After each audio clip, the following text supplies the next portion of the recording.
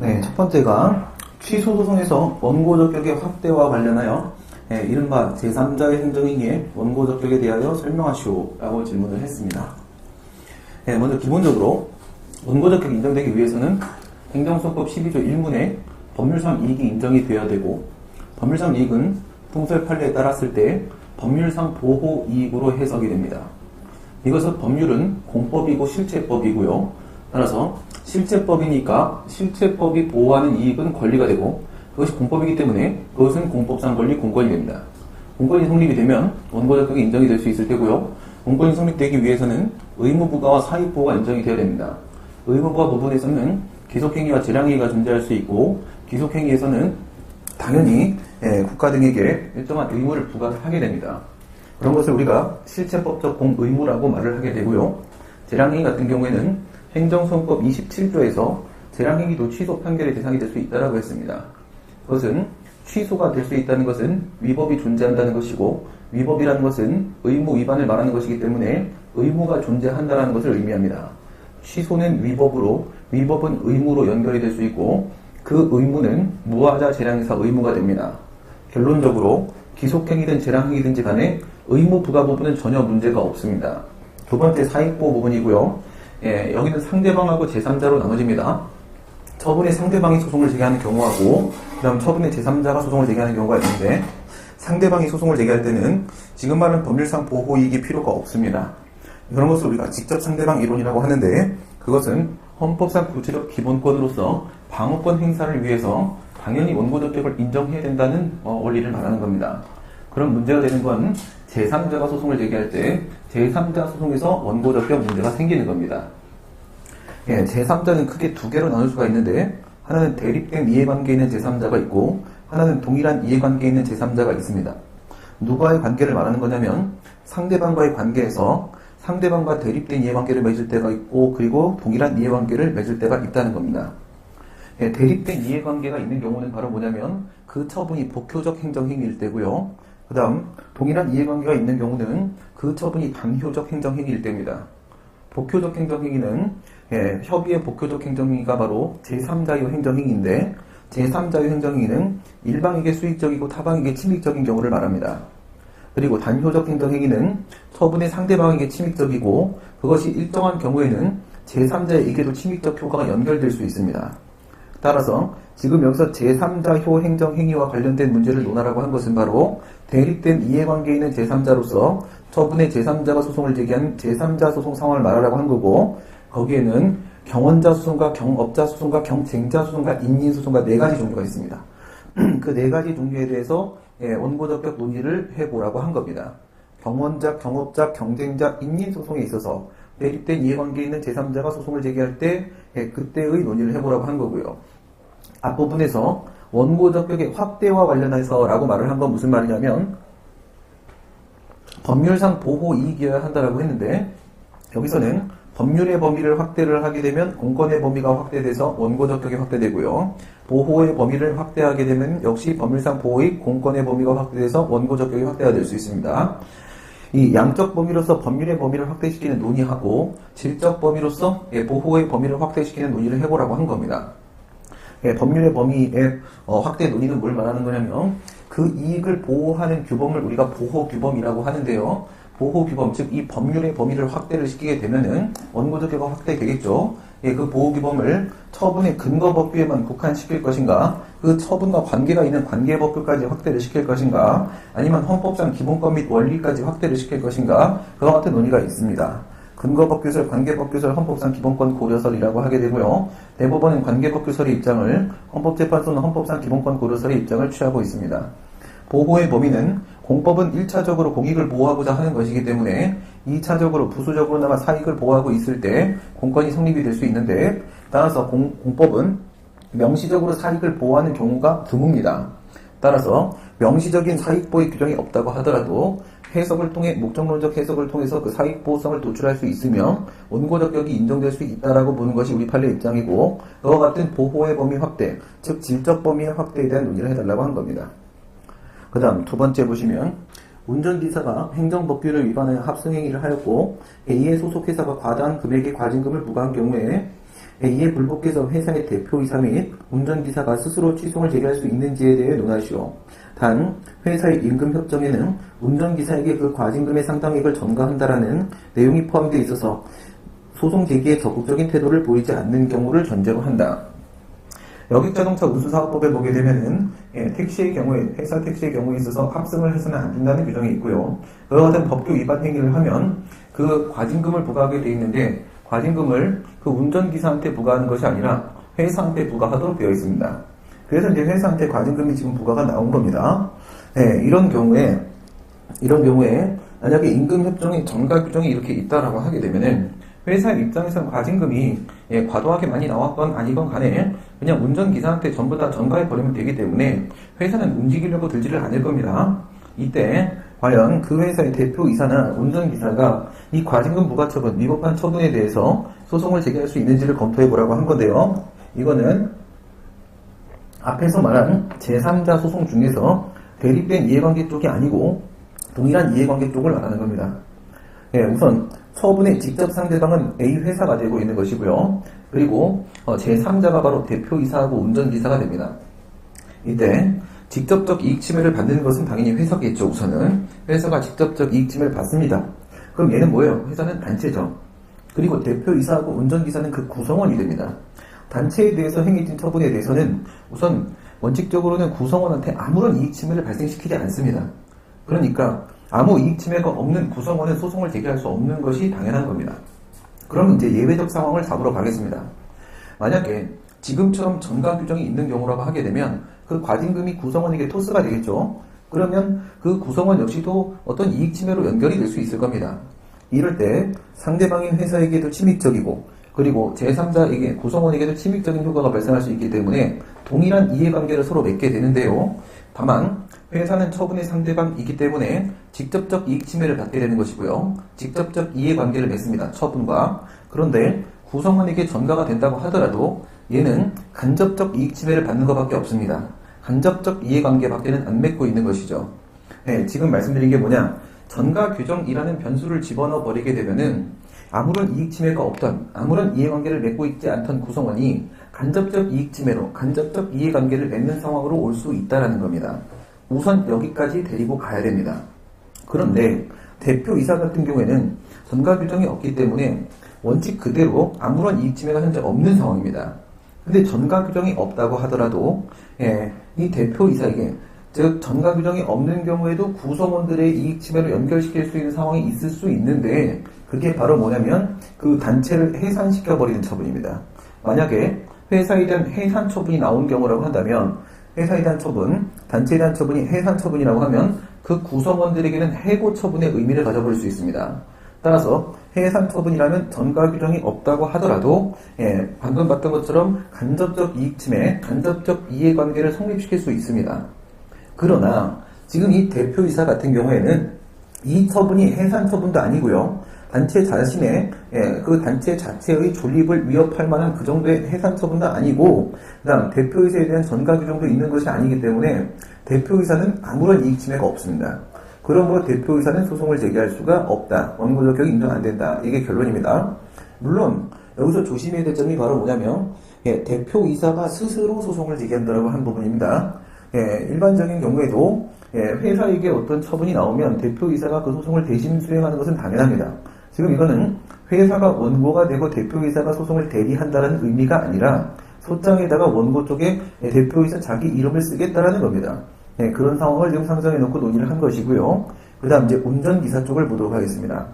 해산 처분은 아니지만 운전기사에 대한 전가 규정이 있다고 했으므로 운전기사는 이 과징금 부과 처분에 의해서 간접적 이익 침해를 받을 수가 있습니다. 그런데 이 원고 적격이라는 것은 판례에 따랐을 때 처분에 의해서 직접적 이익 침해를 받는 사람만 원고 적격이 인정이 됩니다. 그러면 이 친구는 간접적 이익 침해를 받는 것이기 때문에 원고 적격이 인정이 될 수가 없습니다. 다만 예외적으로 권리구제가 필요한 경우에는 그 상대방의 준하는 지위를 인정을 할 수도 있는데요. 판례가 요구하는 요건은 두 개입니다. 첫 번째, 제소기대 X고 두 번째, 다른 구제 X입니다.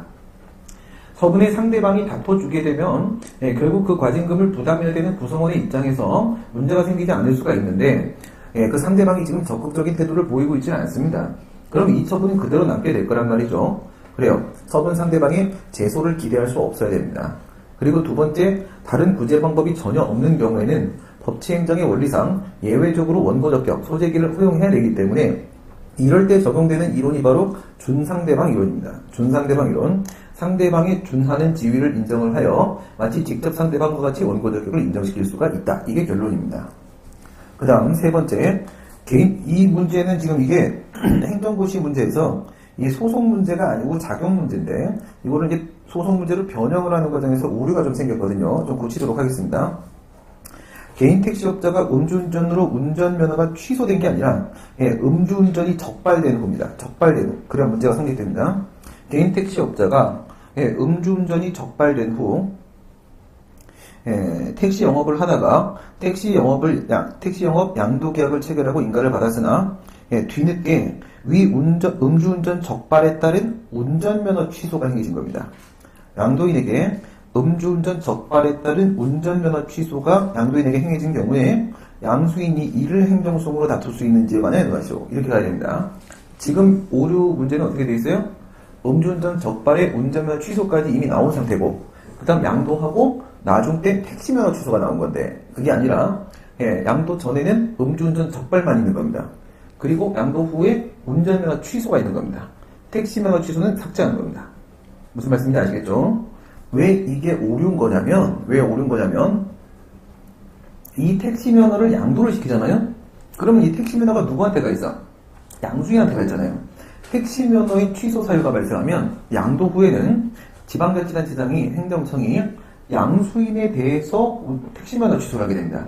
양수인에 대해 택시면허 취소를 하게 되지 양도인에 대해 택시면허 취소를 하지 않는다는 거야. 이미 양도가 됐기 때문에 택시면허가 양수인한테 가 있어요. 양도인한테 택시면허 취소를 하는 일은 존재할 수가 없습니다. 이런 무효예요 그냥. 그래서 지금 이게 문제가 넘어오는 과정에서 오류가 지금 발생하는 부분이고요. 정리하면 양도 전에 음주운전 적발, 양도 후에 운전면허 취소 이렇게 되어 있는 거예요. 만약에 양수인한테 택시면허 취소가 나왔으면 상대방이기 때문에 당연히 원고적격이 인정이 되는 겁니다. 그럼 이제 하나씩 한번 보도록 하겠습니다. 우선 양도인하고 양수인이 있어요. 만약 갑이고 을이라고 이렇게 생각을 해보시게 되면 갑은 무슨 면허를 갖고 있냐면 운전면허를 갖고 있고 택시면허를 갖고 있고 두 개를 갖고 있는 겁니다. 그리고 양수인은 뭘 갖고 있는 거냐면 운전면허만 가지고 있는 겁니다. 택시 운전을 하려고 하게 되면 승용차를 운전할 수 있는 면허만 갖고 있으면 충분합니다. 그래서 양도인은 운전면허, 택시면허, 양수인은 운전면허 이렇게 갖고 있는 거예요. 운전면허는 따로 갖고 있어요. 이유는 양도가 안 됩니다. 운전면허라는 것은 가압상 허가의 일종인데 허가는 대인적 허가, 대물적 허가, 혼합적 허가 이렇게 있습니다. 이건 그 중에 대인적 허가예요. 그러니까 의사면허, 약수면허, 택시면허, 운전면허 이런 것들은 대인적 허가고 이건 양도할 수가 없습니다. 그러니까 운전면허는 각각 갖고 있는 거고 택시면허는 개인 택시 운송사업 면허라고 하는데 행정법에서 어떤 사업이라고 하게 되면 그것은 다 공공사업입니다.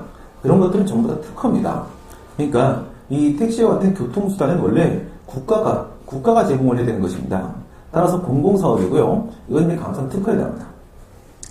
그러면 특허는 특별히 그 상대방에게 독점적 권리를 주는 건데요. 국가가 갑이라는 사람한테 너가 이 차를 이용해서 택시 영업을 할 수 있어. 너만 할 수 있다. 라고 독점적 권리를 줬는데 그걸 함부로 누군가한테 양도할 수가 없습니다. 양도를 할 땐 반드시 행정청의 동의를 받아야 되는데요. 그 동의가 바로 인가입니다. 인가를 따로 받았다라고 하는 겁니다.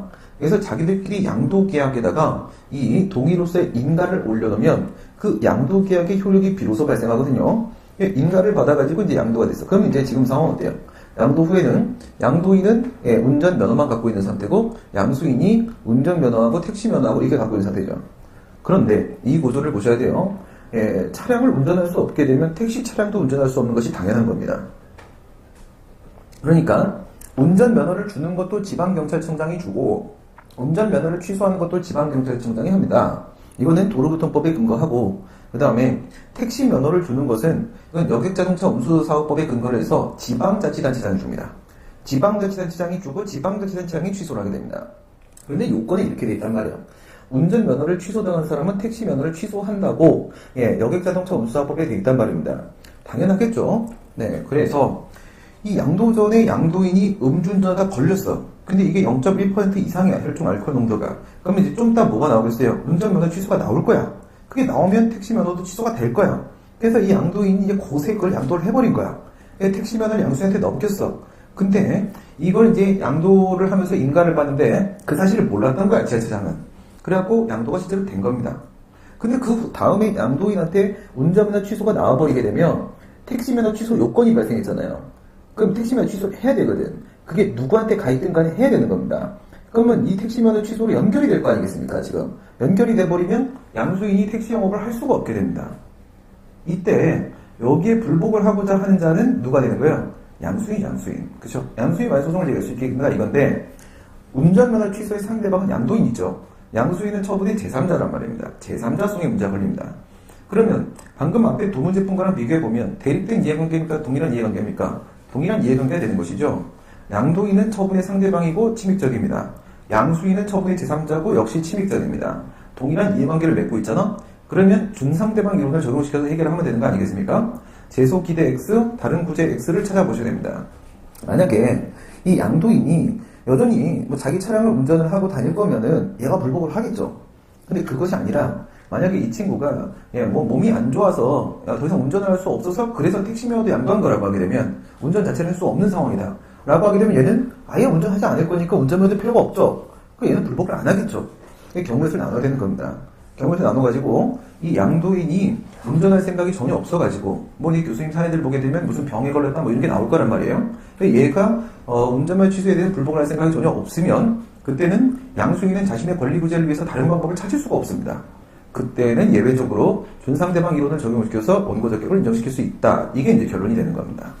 그 다음 민물 어류 양식장의 양식어류 절반가량이 폐사하여 그 원인을 추적한 결과 인근 농기계 공장에서 할당받은 오염 부하량을 초과하는 오염물질을 배출함에 따른 것이라는 강한 의심을 갖고 수질 오염 방지설의 개선 등 개선 명령에 발동을 해줄 것을 관할 행정청에 청구를 하였으나 배출량이 초과 여부가 명백하지 않다는 이유로 거부를 했다.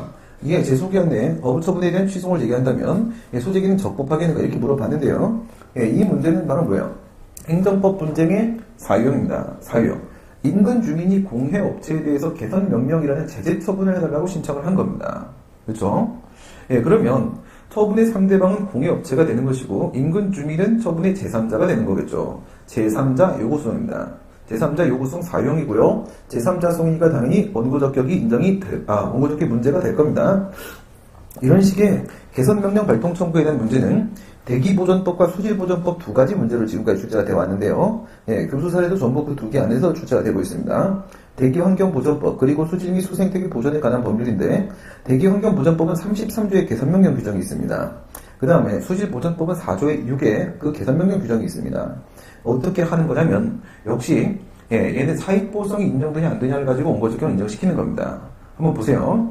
이건 뭐에 나옵니까? 이건 인의소송에 해당하는 거죠. 인의소송. 대립된 이해관계인 제3자입니다.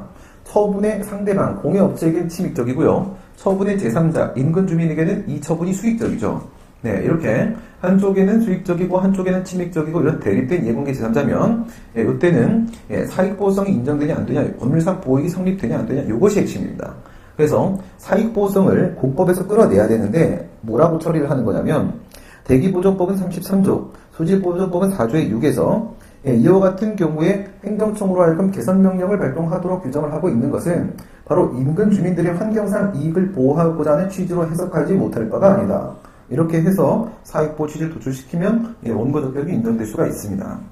그 다음 지방자치단체에서 비영리적 전통문화 육성 및 개발사업 공모를 실시하였고 갑은 영리성이 없는 전통문화 상품 개발 사업을 내용으로 그 다음 을은 영리성이 강한 전통시장 현대화 사업을 내용으로 공모에 응하였으나 최종적으로 갑이 선정된 경우에 의 취소를 제기할 수 있겠는가 이건데 이와 같이 개발 사업을 하기 위해서 어떤 기금을 마련하고 그 기금에 따른 지금 공모를 이제 신청을 받은 거예요.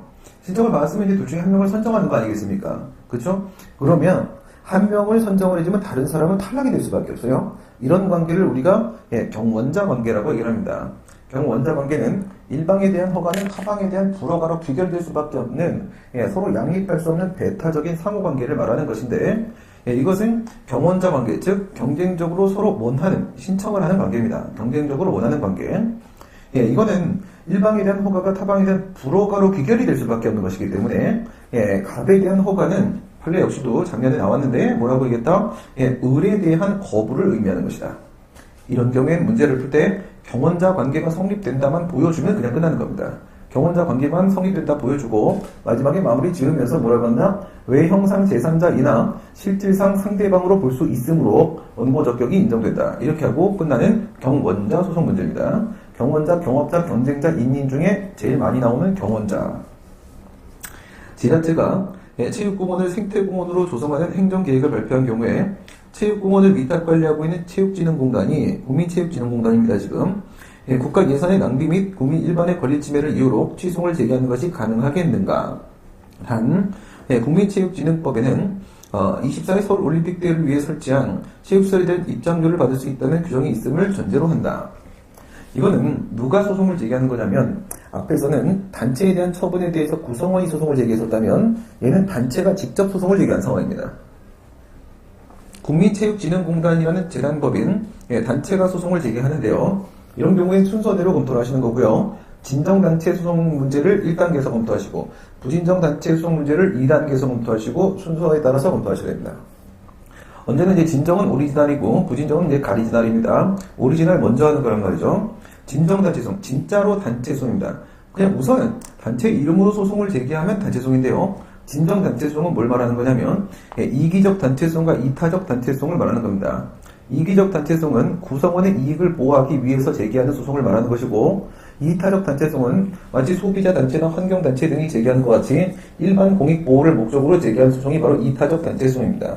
이기적 단체 소송이든 이타적 단체 소송이든 간에 그 단체 자신의 법률상 이익을 위해서 제기한 소송이 아니기 때문에 이것은 주관적 소송이 아니라 객관적 소송에 해당을 합니다. 객관적 소송은 원칙적으로 인정될 수 없는 것이고요. 우리 행정소송법 45조도 객관적 소송은 개별법이 명문의 근거를 두고 있는 경우에만 허용될 수 있다고 합니다.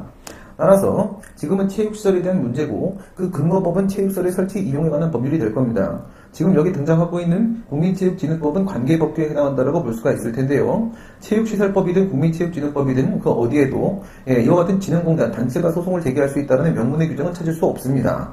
얘가 지금 제기하는 것은 뭐예요?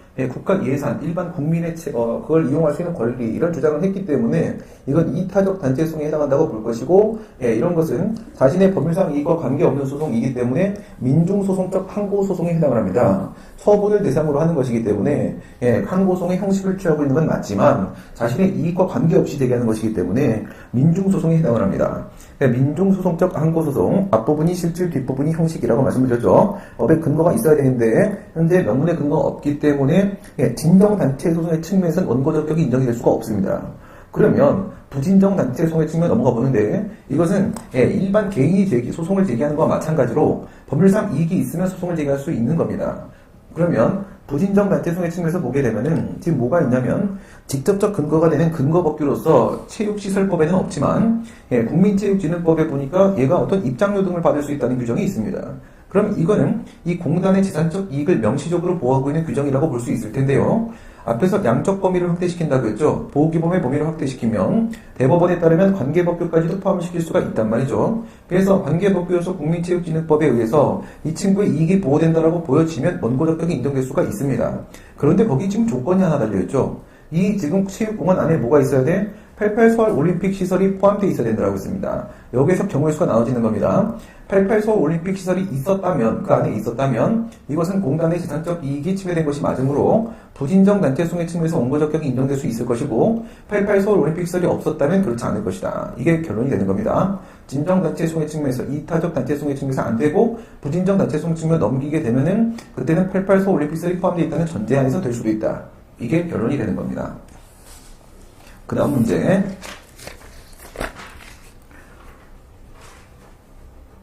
산자부 장관이죠. 산상부 장관이 아직 우리나라에는 없고요. 네, 산자부 장관이 산업통상자원부 장관, 산자부 장관이 한전의 원자력 발전소 건설을 위한 전원개발 사업 실시 계획 승인 처분을 내어준 경우에 전원개발 사업 실시 계획 처분, 이건 이제 전력 공급을 할 수 있는 사업을 할 수 있게 해주는 겁니다. 가학성 특허죠. 사업이라고 하게 되면 언제나 공공사업이고 그와 같은 권리를 설정해주는 행위는 특허라고 했습니다. 원래 전력은 한전이 하는 게 아니라 국가가 제공해줘야 되는 것이 맞는 거고요. 발전소 건설 예정지에 자주 출입하는 임산물 채취업자가 환경 또는 환경단체가 소송을 제기할 수 있는 원고 적격이 인정되겠다. 방금 우리 단체송 얘기했지 않습니까? 요거가 이제 2010년도가, 아까 그게 이제 2011년도고 이렇게 되어 있습니다. 그래서 행정고시에서 이 환경단체가 먼저 간단한 단체송 하나 들어오고, 그 다음 연도에 체육진흥공단 하면서 도진정 단체송까지 포함시키는 문제로 조금 발전이 된 거였었고요. 먼저 환경단체 생각을 해보시게 되면, 여기다 이제 원자력 발전소 건설을 벌이게 되면은, 방사능 물질 유출되고, 그래서 환경상 이익침해 될 것이다. 그러면 이 환경단체가 제기한 소송은 뭐예요? 진정단체송이죠. 진정단체송. 그 중에서 이타적 단체송이죠. 환경상 이익이라는 뭐를 일반 공익을 보호 목적으로 제기한 이타적 단체송이므로, 이 역시도 민중소송적 항고소송에 해당하는 것이고요. 개별법의 명문의 근거가 있을 때만 인정이 되는 겁니다. 그러나 이제 우리나라에는 소비자보호법 외에는 이와 같은 단체가 제기할 수 있는 명문의 근거는 찾아볼 수가 없습니다.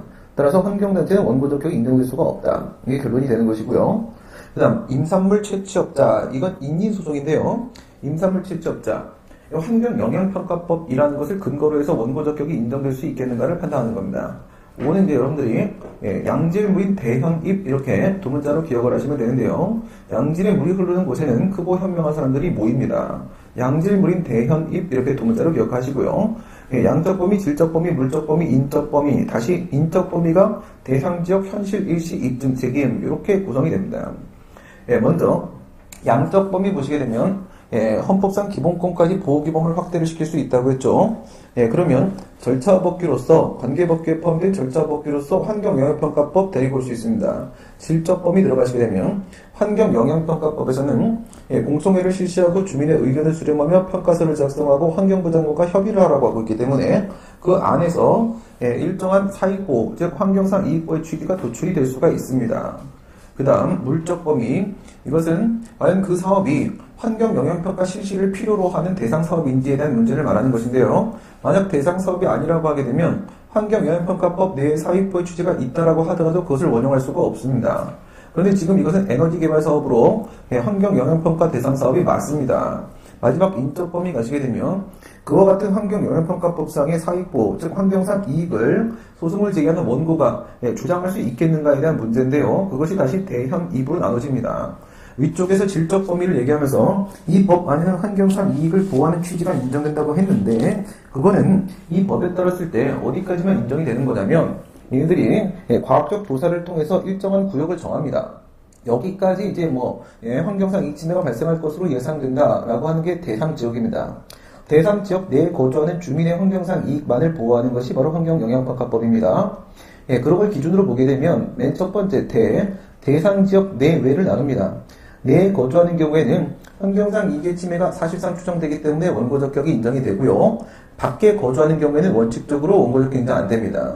그러면 밖에 거주하는 경우는 다시 대현입, 현으로 내려갑니다. 현실과 일시에 대한 문제입니다. 현실은 밖에 거주하는 경우라고 할지라도 경제활동을 대상지역 내에서 하고 있다면 집에 있는 것보다 회사에 있는 시간이 더 오래 있기 때문에 체류 시간을 고려했을 때 얘는 대상지역 내에 거주하는 사람과 달리 취급할 이유가 없다는 겁니다. 그러면 얘 역시도 환경상 이익의 침해가 사실상 추정되어 원고 적격이 인정된다고 보는 것이 판례입니다. 그러면 현실 일시에서 일시는 밖에 거주하고 있는 중인데 그 대상 지역 안에 위험한 지역 내에 건물이나 땅을 갖고 토지를 가지고 있는 겁니다. 그럼 건물이나 토지를 소유하고 있는 사람이 그 대상 지역 내에 출입을 자주 하지 않는단 말이죠. 따라서 일시적으로만 환경상 이익을 향유하는 자는 인정할 수 없다는 겁니다. 그럼 다시 2부로 내려가는 겁니다. 대현 202부로 내려가면 입증 책임에 대한 문제입니다. 이건 애당초 전제가 잘못되었다라고 전제를 깨고 들어가는 방식입니다. 대상 지역이 거기까지인 것이 너무 좁다 이겁니다. 그래서 현재 자신이 거주하고 있는 지역까지를 대상 지역이 포함을 하는 것이 맞다라는 것을 과학적으로 원고가 입증을 해내버리게 되면은 얘는 다시 설정된 대상 지역 내에 거주하는 자가 돼버릴 수 있기 때문에 이때는 예외적으로 원고 적격이 인정될 수 있습니다. 하지만 맨 마지막에 끝내 입증조차 하지 못한다면 원고 적격은 인정될 수가 없다가 결론이 되는 겁니다. 그 다음 문제. 관할행정청이 같은 노선에 대해서 대규모 운송사업자에게 시외버스 운송사업 면허를 내어준 경우에 해당 노선에서 운송사업을 영위하던 기존 운송업자가 취송을 제기할 수 있는가? 이 문제는 대립된 이해관계에 있는 제3자가 제기한 제3자 소송 중에서 경업자 소송에 해당을 합니다. 경업자 소송은 기존 업자가 신규 업자의 진입을 배제하기 위해서 제기하는 소송인데요. 이때 기존 업자가 당초에 받았던 허가가 그 성격이 무엇인지에 따라서 원고 적격이 인정될 수 있는지 없는지가 달라집니다. 지금 여기서 시외버스 운송사업 면허는 신규 업자에게 나온 것이죠. 그러면 기존 업자는 처분의 제3자가 되고 있는 겁니다. 첫 번째, 기존 업자가 당초에 받았던 허가가 만약 항상 특허라면 말이죠. 이것이 특허라면 특허는 상대방의 권리를 설정해주는 행위입니다. 따라서 신규 업자의 진입으로 인하여 자신의 영업상 이익이 침해되었다면 그것은 권리 침해가 맞습니다. 그러므로 원고 적격이 인정이 되고요. 만약에 기존 업자가 당초에 받았던 허가가 강압상 허가라고 한다면 허가는 권리 설정 행위가 아니라 금지 해제 행위에 불과하기 때문에 신규 업자의 진입으로 인해서 영업상 이익이 침해된다면 그것은 권리 침해가 아니라 단순한 반사적 이익의 침해에 불과합니다. 따라서 원고 적격이 원칙적으로 인정이 되지 않습니다. 다만 그것이 허가였다라고 하더라도 관계법령상 어떤 거리 제한 규정이 존재하는 경우에는 허가라고 하더라도 그 거리 제한 내에서는 이 친구의 이익을 보호하고자 하는 취지가 인정이 되기 때문에 예외적으로 원고 적격이 인정될 수가 있습니다. 그런데 지금 이 문제는 뭐냐면 시외버스 운송사 면허입니다. 버스 면허 같은 경우에는 이건 특허입니다. 특허. 시외버스, 시내버스 운송사업 면허죠. 이와 같은 교통수단은 당연히 국가가 제공하는 게 맞고요. 따라서 이 면허는 특허고요. 따라 기존 업자가 받았던 그 허가가 특허이기 때문에 면허가 특허이기 때문에 원고 적격이 인정된다. 이것이 결론입니다. 다음 문제. 관할행정청이 관련 법령상 충전소 인근 건물주의 동의를 받도록 되어 있음에도 법상 요건이 인근 이건 100m였었는데요. 건물주들의 동의를 받는 거거든요. 법상 요건이에요. 동의를 얻지 않은 사업자에게, 즉 요건을 갖추지 못한 자에게 LPG 충전 사업허가를 내준 경우 위법하기 쪽 인근 주민들의 반대 및 대로변, 교통사고 위험 이유로 허가 거부를 당했던 제3자가 이에 대해 소송을 제기할 수 있는가? 그런데 단서가 관련 법령에 따르게 되면 관할구역에는 한 개소의 LPG 충전 사업만 가능함을 전제로 한다. 먼저 LPG 충전 사업허가는 사업허가입니다. 사업허가 당연히 특허입니다. 특허니까 이제 처분이어서 소송의 대상이 될 수가 있는 것이 맞고요. 그러면 제3자가 제기하는 제3자 소송인데요. 이게 경원자인지 경업자인지 경쟁자인지 인지 생각을 해보셔야 되겠죠. 대립된 이해관계입니다. 그러면 이거는 경원자 소송입니다. 관련 법령에 관할구역 내 한 명의 사업자만 선정될 수 있다라고 했으므로 일방에 대한 허가는 타방에 대한 불허가로 귀결되는 경원자 관계라고 말할 수 있고 따라서 외형상 제3자라고 할지라도 실질상 서부의 상대방이라 볼 수 있으므로 원고 적격이 인정된다. 그것이 결론입니다. 그 다음 문제.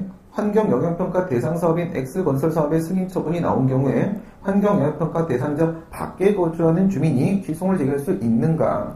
역시 이제 환경영향평가법을 근거로 인리소송에서 원고 적격이 인정될 수 있는지를 검토해야 되는데요. 양질, 물, 이는 아까와 마찬가지고 대현 이입을 들어가는데 대상 지역 밖에 거주한다고 했으니까 이제 대는 필요 없습니다. 대는 버리고 현실 일시로 들어가시면 되는 거고 대상 지역 안에서 밖에 거주하더라도 안에서 임산물 채취, 농작물 경작 등의 경제활동을 하는 경우라고 하게 되면 원고 적격이 인정될 것이고 만약 그렇지 않은 경우라고 하게 되면 그 처분이 있기 전과 비교해서 수인할 수 없는 정도의 환경상 이익의 침해 또는 침해 우려가 존재한다는 사실을 과학적으로 입증을 하여 대상 지역이 너무 좁다는 것을 입증하는 성공하면 예외적으로 원고 적격이 인정될 수도 있습니다. 그 다음 문제. 지자체장이 우선순위 결정에 따라 개발제한구역 내 액화석유가스 충전소 건축 허가를 내어준 경우에 허가를 받지 못한 제3자의 원고 적격이 인정이 되는가? 가스 충전소 배치 계획 고시에 의하면 사업자 1인을 선정하도록 되어 있음을 전제로 한다. 이렇게 되어 있는데요. 여기서 가스 충전소 배치 계획 고시라는 것은 형식은 고시라는 행정규칙의 형식으로 만들어져 있지만 몇 명을 선정할 것인지가 나와 있기 때문에 그 내용은 권리 의무에 관련된 문제로서 내용은 법규 명령에 해당한다고 볼 겁니다. 행정규칙 형식의 법규 명령인데요. 상위 법령의 위임을 받아서 만들어졌을 것이고 문제에서 원문은 따라서 이것은 법령 보충적 행정규칙이고 이것은 법규 명령이 맞습니다. 그리고요. 여기는 개발제한구역 내라고 했죠. 개발제한구역 내라 그린벨트입니다. 그린벨트 내에는 건축행위가 원칙적으로 금지가 되는데요. 액화석유가스 충전소 건축허가입니다. 앞에서도 액화석유가스 사업허가였었습니다.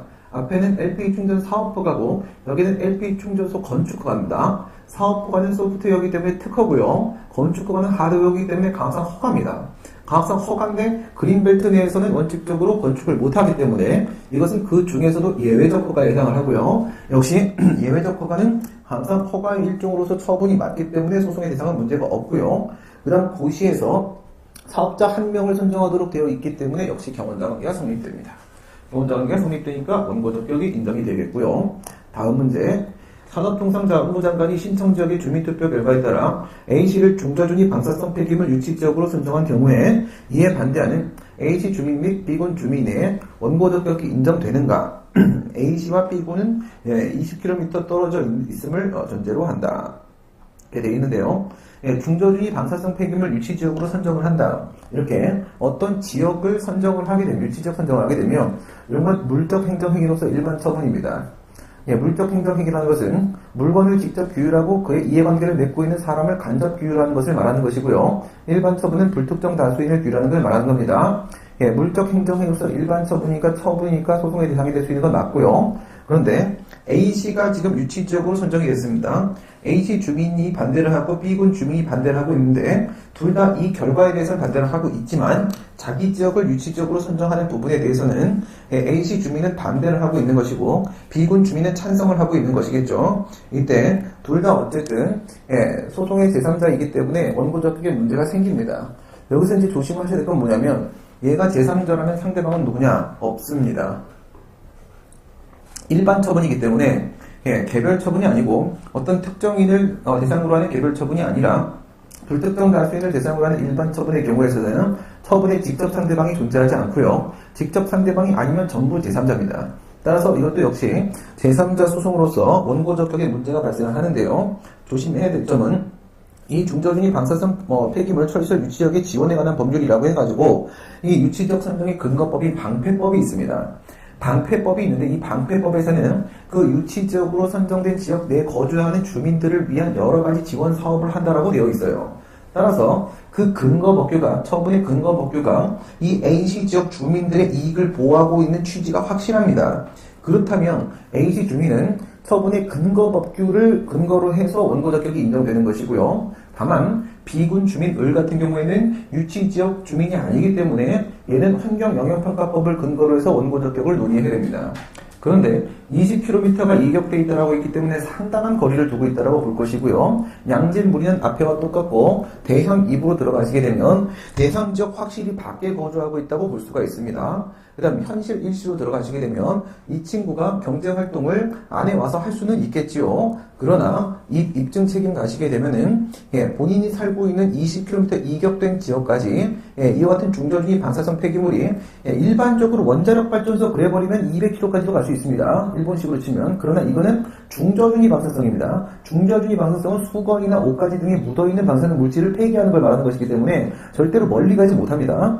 그러니까 20km는 상당히 이격된 거리라고 볼 수 있는 그런 의도로 제시했다고 보셔야 되고, 따라서 B군까지는 영향을 주는 것을 입증하기 곤란하다고 봐야 됩니다. 그러면 대현 입에서 대와 입이 깨졌기 때문에 현 부분입니다. 얘의 직장이 안에 있다면 인정될 수 있을지도 모르겠다. 이것이 결론이 되는 것이고요. 그 다음 문제. 2층 건물 고도 제한된 대지상에 사위의 방법으로 3층 건물 건축 허가를 신청을 하자 바로 북쪽 가옥 소유 주민이 1조권 침해를 우려하여 건축 허가 및 공사를 막고자 한다. 건축 허가가 나오기 전 단계 및 건축 허가 나온 단계에서 생각할 수 있는 항고 중에 어떤 것들이 있는가? 이와 같은 문제들은 타임라인을 1, 2, 3 구간으로 나눠가지고 푸는 문제인데요. 항상 그 기준은 처분 한계, 집행 한계로 나오게 됩니다. 이 문제 같은 경우에는 건축 허가가 바로 처분 부분이 되고 건물 완공이 바로 집행 부분이 됩니다. 그러면 건축 허가 이전, 건축 허가 이후, 그리고 건물 완공 이후 이렇게 3구간 나눠지는데 그 중에 이 구간에 해당하는 문제가 되겠고요. 이 구간에서 건축 허가를 받은 게 아니라 그 인근 주민이죠. 북쪽 가옥을 가지고 있는 제3자가 소송을 제기한 소송, 인민소송입니다. 인민소송으로 제3자 소송에 해당을 하고요.